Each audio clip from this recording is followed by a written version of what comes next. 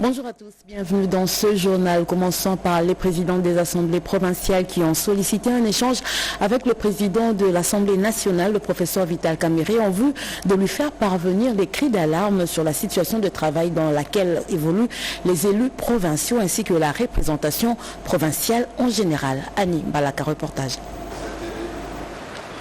En séjour de travail à Kinshasa pour participer aux États généraux de la justice, les présidents des assemblées provinciales de 26 provinces ont saisi cette opportunité pour solliciter un échange avec le président de l'Assemblée nationale, le professeur Vital Kamerhe, en vue de lui faire parvenir leurs cris d'alarme sur la situation de travail dans laquelle évoluent les élus provinciaux ainsi que la représentation provinciale en général. Sur sa table, 3 problèmes majeurs ont été posés par le président des assemblées provinciales. Il s'agit notamment des arriérés encaissés depuis plusieurs mois sur la rémunération des députés provinciaux et les frais de fonctionnement des assemblées provinciales suite au non-respect du décaissement suivant les prévisions budgétaires, de la réhabilitation du pouvoir et du statut du député provincial face à l'exécutif provincial et enfin de la sollicitation d'un renforcement des capacités du personnel administratif des assemblées provinciales par les experts de l'Assemblée nationale. À la question des arriérés sur la prise en charge des élus provinciaux, le président de l'Assemblée nationale a fait savoir que son combat primordial reste la mise en place d'un budget qui répond à suffisance aux attentes de la population et de veiller sur son exécution conformément aux lignes budgétaires inscrites. Il a adhéré à la demande de l'organisation d'un séminaire de renforcement des capacités du personnel administratif des assemblées provinciales qui pourra se tenir durant la session de mars. Vital Kamerhe a ainsi décidé de la création d'un point d'ancrage entre l'Assemblée nationale et les assemblées provinciales pour maintenir une liaison permanente entre les élus nationaux et provinciaux. Notons que plusieurs autres questions soulevées lors de cet échange ont été immédiatement mises à la commission ECOFIN pour voir la possibilité de leur intégration dans la loi des finances 2025. Conduite du président du Sénat, Jean-Michel Sama Lukonde, les sénateurs ont, au cours de la séance plénière du jeudi dernier, adopté le calendrier des travaux de la session ordinaire de septembre et le projet de loi portant prorogation de l'état de siège au Nord Kivu et en Ituri. Janine Kala, Julio Piana. En plénière sous la conduite de l'honorable Jean-Michel Sama Lukonde Kenge, président de la Chambre haute du Parlement, les sénateurs ont procédé à l'examen et à l'adoption du calendrier des travaux de la session ordinaire de septembre, ainsi que le projet de loi portant autorisation de la prorogation de l'état de siège sur une partie du territoire national. Concernant le premier point, le président de la Chambre des sages, Jean-Michel Sama Lukonde, a souligné que le projet de calendrier présenté ces jours à la plénière avait été préalablement examiné et adopté par la conférence des présidents de la Chambre des sages la de cette séance plénière. Faisant lecture du contenu du projet des calendriers, la rapporteure du Sénat Nefertiti Koundianza a fait savoir que ces calendriers comprennent principalement l'examen et l'adoption de quelques projets de loi, notamment le projet de loi des finances, exercice 2025, le projet portant révision des comptes 2024 et le projet de loi des finances rectificatif exercice 2024. Après débat qui s'en est suivi et tout en prenant en considération quelques remarques soulevées par les sénateurs, le calendrier a été adopté. Je vous informe que ce calendrier reste ouvert et toute nouvelle matière pourra y être ajoutée au cours de la session. En ce qui concerne le projet de loi portant autorisation de la prorogation de l'état des sièges au Nord Kivu et en étant présenté aux élus par le vice-ministre de la Justice, Samuel Mbemba, le débat a été houleux. Quelques sénateurs ont soulevé des préoccupations et recommandations pertinentes allant dans le sens d'inviter le gouvernement à mettre en œuvre pour que la paix soit rétablie dans les provinces sous état de siège. En réplique aux préoccupations des sénateurs, le vice-ministre a annoncé la situation de l'état de siège sur instruction du président de la République en compte des recommandations des parlementaires et des autres composantes de la société. Après débat sur 75 sénateurs ayant pris part au vote, 72 ont voté pour la prorogation, 3 sénateurs sont abstenus et aucun sénateur n'a voté contre. Et puis la structure parlementaire des femmes leaders mondiales existe depuis longtemps C'est maintenant que la République démocratique du Congo va y adhérer 24 ans et couronnée ambassadrice. L'honorable Cathy Botema prend la présidence de la structure pour le compte de la République démocratique du Congo. Rodépanda, reportage. Respect, honneur, élégance, les mots ne sont pas exagérés pour les dire. C'est en ces termes que les sénatrices de la RDC, Mme Nikomba et Cathy Botema, ont été accueillis à la tribune d'honneur française pour participer à la plénière sur les questions d'actualité qu'agit. Nous avons l'honneur d'accueillir aujourd'hui dans notre tribune d'honneur 2 membres du Sénat de la République démocratique du Congo, nos collègues Madeleine Nikomba Sombangu et Cathy Botema Mboyo. Un honneur doublé de satisfaction pour les représentatrices du Sénat congolais en visitant le palais de Luxembourg, siège du Sénat français, après la signature suivie d'un déjeuner leur offert au salon du questeur du Sénat. C'est l'occasion pour nous d'échanger sur nos expériences de femmes parlementaires. Créée en 2000, la structure des femmes leaders mondiales, la RDC, y adhère en 2004, 24 ans après. À l'issue de l'Assemblée générale de ces femmes, l'honorable Madeleine Nikomba est intronisée ambassadrice des femmes leaders mondiales en RDC, fruit de la diplomatie agissante engagée par le président de la République Félix Tshisekedi. Avec les privilèges des femmes parlementaires de la RDC, les sénatrices Madeleine Nikomba et Cathy Botema ont bénéficié de cette casquette pour partager plus d'expérience sur les questions sénatoriales avec les femmes parlementaires du Sénat français. Le lobby va continuer. Nous n'allons pas aujourd'hui le travail que nous avons faire pour suivre la vision du chef de l'État avec la diplomatie agissante. La sincérité affichée par la représentation de ces 2 chambres hautes de 2 pays rassure pour une bonne collaboration parlementaire. Autre chose, la première ministre Judith Suminwa Tuluka invite les femmes mandataires dans le portefeuille de l'État et dans les établissements publics à garantir la bonne gouvernance dans les pratiques de gestion. Déclaration faite au cours d'un échange qu'elle a eu avec le réseau des femmes mandataires de la République démocratique du Congo, conduite par sa présidente Sylvie Elengue, directrice générale de la RTNC. Les femmes parmi celles qui sont élevées en dignité à différents postes de responsabilité dans notre pays, autour de celles qui viennent rompre le cycle des hommes comme chef du gouvernement. L'échange est convivial. Il s'agit de la délégation du réseau des femmes mandataires de la RDC, RFMP, conduite par la présidente directrice générale de la RTNC. Le RFMP est constitué des femmes présidentes du conseil d'administration, directrice générale adjointe et administratrice du secteur public. Selon secrétaire du réseau et directrice générale adjointe CC, les femmes ont sollicité l'appui du gouvernement les réformes à apporter au sein de leurs entreprises. Il était question d'avoir un premier contact avec les femmes mandataires. Ensuite, nous avons préparé un mémo que nous avons remis pour qu'elles comprennent un peu comment fonctionne la gestion des entreprises et établissements publics.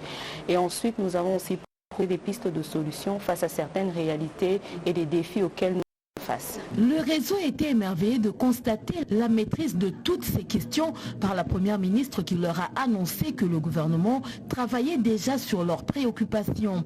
Et pour mettre fin à la dépolitisation et au favoritisme tant décrié, des collectifs et des textes seront imposés pour certains postes en vue de rendre les entreprises publiques, a prévenu la patronne de l'exécutif. La bonne gouvernance au sein des entreprises publiques est une priorité pour Judith Suminwa. La première ministre a interpellé les mandataires publics à frais pour la bonne gouvernance en vue d'atteindre les résultats, mais aussi de contribuer au développement socio-économique du pays. Et puis les échanges entre le chef du gouvernement et la délégation syndicale de la GECAMIN, les 2 parties ont mis en lumière non seulement les défis à relever, mais aussi les opportunités à saisir, partant des difficultés auxquelles font face cette entreprise publique. La GECAMIN au cœur des problèmes cruciaux, mettant l'avenir de l'entreprise au cœur de l'économie nationale. La délégation syndicale de cette entreprise est venue présenter le tableau à la chef du gouvernement. Nos échanges ont tourné sur la survie de la GECAMIN. La survie de la GECAMIN qui passe par le renouvellement de l'outil de production. C'est-à-dire que les usines sont obsolètes, il faut de nouvelles usines permanentes. Il faut aussi des minerais pour ces usines, parce que la plupart de nos remblais ont été cédés aux partenaires. Jean-Marie Moukalaï a également évoqué la question cruciale des ressources minières. Cette situation souligne l'importance de sécuriser de nouveaux gisements pour alimenter les futures installations et garantir la pérennité de l'entreprise. La réaction de la première ministre Judith Suminwa a été perçue comme un signe d'espoir pour la délégation syndicale. La réponse a été rassurante pour nous, c'est-à-dire elle a promis de faire de la Gécamine comme avant, fleuron de notre économie. Cette audience est un moment charnière pour la Gécamine et pour l'économie nationale. Les engagements pris par la première ministre et les syndicats vont désormais se concrétiser par des actions efficaces. La revitalisation de la Gécamine est non seulement une question de survie pour l'entreprise, mais également un enjeu majeur pour l'ensemble du pays. Ensemble, le gouvernement et les syndicats vont travailler à bâtir un avenir prometteur pour cette entreprise emblématique. Et puis, signature du protocole d'accord entre la République démocratique du Congo et la Zambie sur la gestion commune dont les frontières séparent les deux nations. Ces pactes conclus entre la République démocratique du Congo, représentée par le vice-premier ministre, ministre de l'Intérieur et Sécurité, Jekme Chabani, et la Zambie, à travers son représentant dans la ville de Kitwe, marque un nouveau tournant dans le renforcement des coopérations à la gestion commune des frontières qui séparent ces deux nations. La nature conjointe de ces protocoles d'accord qui est intervenu lors du conseil ministériel coopéré par ces deux personnalités et l'aboutissement d'une séance de travail des experts de ces deux nations qui ont au préalable évalué les mesures préventives prises pour rompre avec la série des cycles des incidents le long des frontières et de prévenir des risques à l'avenir. Assise visant à promouvoir les relations de bon voisinage entre Kinshasa et Lusaka, notamment en matière de lutte contre la criminalité transfrontalière, rencontre la volonté des chefs d'État de ces deux nations, entendez Félix Antoine Tshisekedi Tshilombo et son homologue Hakainde Hichilema. La réussite de ces travaux, nous la devons en premier lieu à leurs excellences, messieurs les présidents de la République de Zambie, Hakainde Hichilema et Félix Antoine Tshisekedi Tshilombo de la République démocratique du Congo, qui s'emploient jour et nuit à améliorer les relations de bon voisinage entre nos deux pays. Pour ce faire, un suivi rigoureux est nécessaire pour que la coopération franche recherchée par nos États devienne une réalité.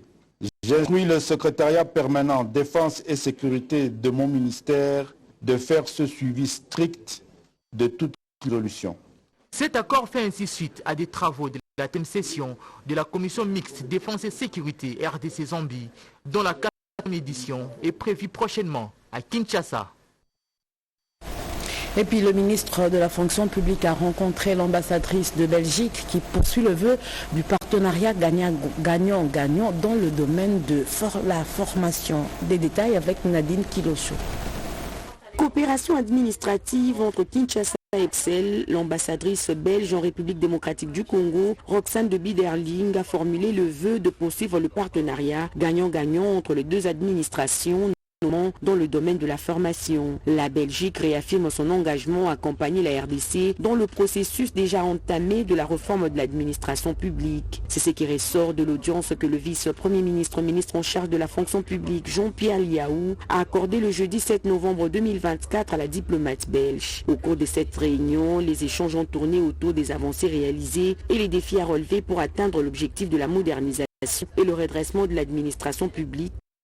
Il m'a montré comment il avait mis en œuvre une opération de recensement de tous les fonctionnaires avec des données biométriques qui donnent un annuaire et que le fonctionnaire aujourd'hui sait qu'il est enregistré, on sait où sont les fonctionnaires, on sait combien il y en a. Ces échanges et ces possibilités de stage sont vraiment enrichissants en fait des deux côtés parce que pour nous aussi c'est une grande richesse de pouvoir recevoir, accueillir ces stagiaires congolais au sein de notre administration. Et je crois que ça crée encore, ça tisse des liens parce que nos administrations se connaissent mieux. Le gouvernement congolais est déterminé à relever les défis du redressement et de la modernisation de son administration publique Hier, un chantier vague. À ce jour, la transformation continue et structurelle qui s'y produit dans différents axes suscite l'admiration des partenaires. 285 recommandations ont été formulées à la 47e session du groupe de travail sur l'examen périodique universel à l'endroit de la République démocratique du Congo. Les explications de Gaëtan Madalami. En ces derniers jours de l'examen périodique universel de droits de l'homme ici à Genève, la République démocratique du Congo a eu droit à 285 recommandations. Déjà le mardi de cette semaine, 98 pays ont pris part lors de l'examen périodique. La Troïka de cette année a été composée du Burundi, de la Chine et de la République dominicaine. Dans sa parole, la ministre en charge de droits humains a remercié tous les participants qui ont contribué au débat constructif. La délégation de la République démocratique du Congo remercie vivement tous les États intervenus le mardi 5 novembre dernier à travers des questions ou des recommandations, montrant par là leur intérêt pour l'amélioration de la situation des droits de l'homme dans mon pays. Les pays qui nous ont examinés ont reconnu les avancées faites au Congo par rapport aux droits humains. Toutes les recommandations que la République démocratique du Congo avait acceptées à l'examen périodique il y a 4 ans, nous les avons examinées avec succès et nous avons eu les félicitations des États membres. Elle a également énuméré quelques réalisations déjà enregistrées en termes de droits humains et la promotion de droits de l'homme. Elle a aussi mentionné la volonté du président Félix Tshisekedi de faire de questions liées aux droits de l'homme une priorité. Le chef de l'État, son Excellence M. Félix Antoine Tshisekedi Tshilombo et l'ensemble du gouvernement restent déterminés à promouvoir et à protéger toutes les catégories des droits de l'homme, et cela au profit de tous les Congolais et des étrangers qui vivent séjournent légalement. La République démocratique du Congo va donner sa réponse par rapport à ces recommandations entre février et avril de l'année prochaine. Depuis Genève, Gaëtan Magalanon, Jean-Pierre Onema et Chikobi Ponda pour le compte de la RTNC. Il se tient à Brazzaville depuis mercredi l'atelier de partage d'expériences sur la concession à long terme comme solution de gestion pérenne des corridors routiers. La République démocratique du Congo est représentée à ces assises par le ministre d'État, ministre des ITP, Alexis Guizaro, qui était accompagné d'une forte délégation. Érudis Kitutu, reportage. Les travaux de cet atelier sont axés sur le projet routier initié en 2011 par le président de la République du Congo, Denis Sassou Nguesso. Selon le ministre d'État de l'aménagement du territoire, infrastructure et entretien routier de Congo-Brazzaville, qui a brossé l'historique de son ministère aux participants de cet atelier, ce projet fait la fierté de son pays. Le Congo voisin possède actuellement un réseau routier national construit selon le standard international. Le constat a été fait après une randonnée routière de la délégation venue de différents pays africains. Alexis Guizaro Mouvouni, ministre d'État, ministre des Infrastructures et Travaux publics de la République démocratique du Congo, a salué le système du partenariat public-privé exploité en République du Congo. L'expérience que nous vivons aujourd'hui avec mon collègue ministre centrafricain, c'est vraiment une expérience que nous allons faire l'effort de dupliquer dans nos États, dans nos pays respectifs. Il est vrai qu'en ce qui concerne la République démocratique du Congo, nous avons déjà l'expérience de la concession, mais je dois avouer que la manière dont elle est gérée ici, c'est quand même déjà un niveau beaucoup plus professionnel. Les travaux de cet atelier se sont poursuivis entre partenaires et experts venus de la RDC, le Gabon, le Tchad, le Cameroun et la République centrafricaine. Poursuivons ce journal avec la ministre des Affaires sociales, Action humanitaire et Solidarité nationale Aziza Mounana, Nathalie, était à Singapour à participer au forum sur la philanthropie. Edith Chala.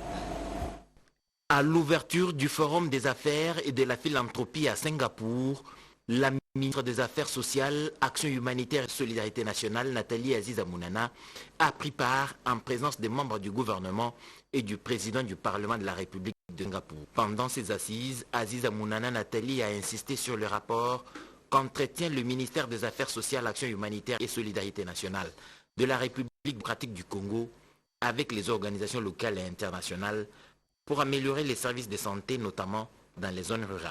C'est un honneur pour moi de me tenir devant vous aujourd'hui, représentant la République démocratique du Congo, un pays qui est connu non seulement pour ses ressources naturelles, mais également pour sa résilience et sa détermination. Sous la direction de notre président de la République, son Excellence Félix Antoine Tshisekedi Tshilombo, nous nous concentrons sur la transformation du paysage social et humanitaire de notre nation. Nous travaillons pour que chaque Congolais, quelles que soient ses conditions, puisse accéder aux soins médicaux dont il a besoin pour mener une vie saine et productive.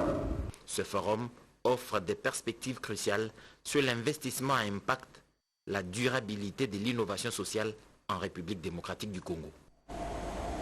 De l'autre côté, le ministre de l'Emploi et Travail, Ephraim Erkwakwa, a échangé avec une délégation de l'administration de l'Institut national de préparation professionnelle INPP, accompagné de l'Agence française de développement AFD sur l'évaluation des projets relatifs à l'employabilité des jeunes réalisés avec l'appui de l'AFD. Willy Atunakov, explication.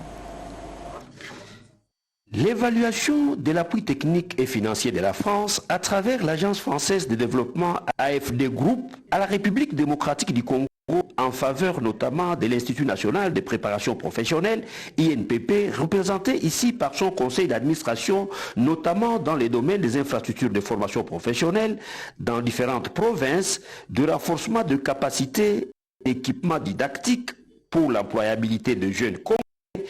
Tous ces projets déjà réalisés ou en cours de réalisation ont fait l'objet d'une séance de travail. Donc le ministre tenait à voir des résultats, il a absolument raison. Il était à Kisangani. Kisangani, c'est deux bâtiments qui sont un qui réhabilité fonctionne et il y en a un autre qui est en construction et que on était en train de voir comment on pouvait accélérer la fin de travaux et tenir sur le délai qui semble aujourd'hui un peu compliqué à tenir. Il était normal que notre tutelle nous réunisse pour que nous voyions comment évoluent tous les projets que l'INPP a avec la coopération française. À part le numéro 1 de l'emploi en RDC a expliqué devant ses hôtes et partenaires sa ferme détermination de matérialiser sans faille par des actions concrètes à impact réel et visible sur le terrain dans un bref délai les instructions du chef de l'État et les orientations de la première ministre Judith Suminwa. C'est ainsi qu'il a été annoncé au cours de cette rencontre l'inauguration prochaine de certains ouvrages à Boma au Congo central, à Bunia à Ituri, ainsi que la descente pour l'évaluation des travaux du bâtiment de l'INPP Kisangani dans la province de la Chopo. Pendant ce temps, la ministre d'État Eve Bazaïba a présidé la cérémonie de clôture de la 17e réunion de l'équipe multidisciplinaire de la FAO en Afrique centrale, réunion qui a porté sur le potentiel de l'économie de l'écosystème plutôt agroalimentaire en Afrique. Tété Bomodja, reportage.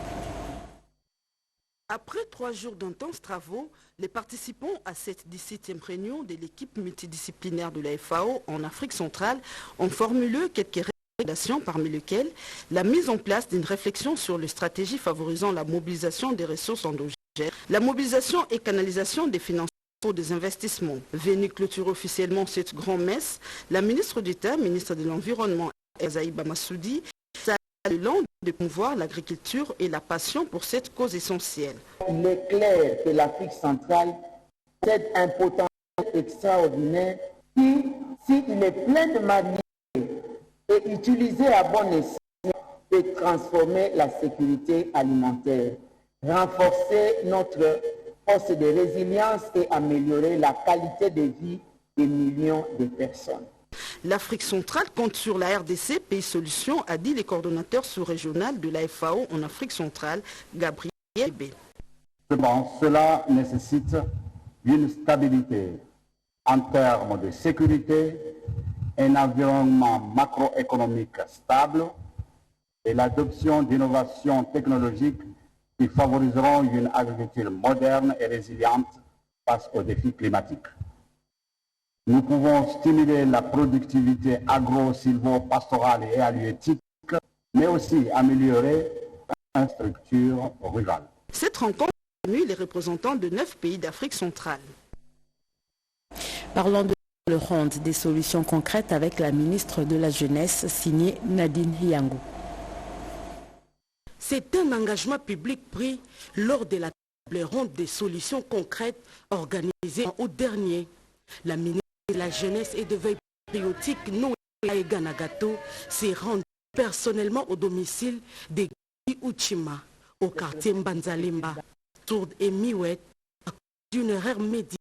Depuis son tout jeune âge, elle s'est spécialisée en coupe et couture grâce à une détermination personnelle de son père et un soutien inconditionnel de sa famille. Dans l'auditoire, chez les professeurs de l'interprète, nous étudions avec l'interprète, ça nous a coûté les yeux de la tête.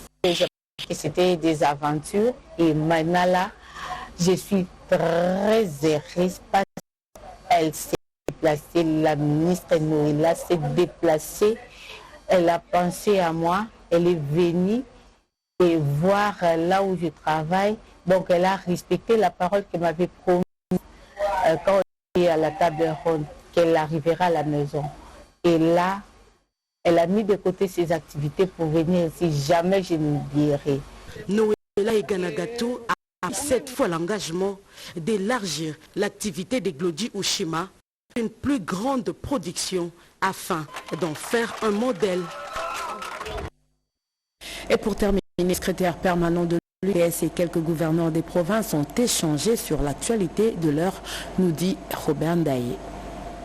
C'était une séance d'information très enrichissante entre les secrétaires permanents de l'Union sacrée de la Nation, les professeurs André Mbata Betoukoumé Soumangou et les gouverneurs de quelques provinces présents à Kinshasa. Pour le secrétaire permanent qui a transmis les orientations claires de la haute autorité politique de l'Union sacrée, André Mbata a dit aux gouverneurs de la Chopo, Congo Central, Otuele, Lomami, Sankourou, Mongala et Kassai qu'ils ont un rôle crucial à jouer pour la vulgarisation des forces du président de la République, Félix Antoine Tshisekedi Tshilombo.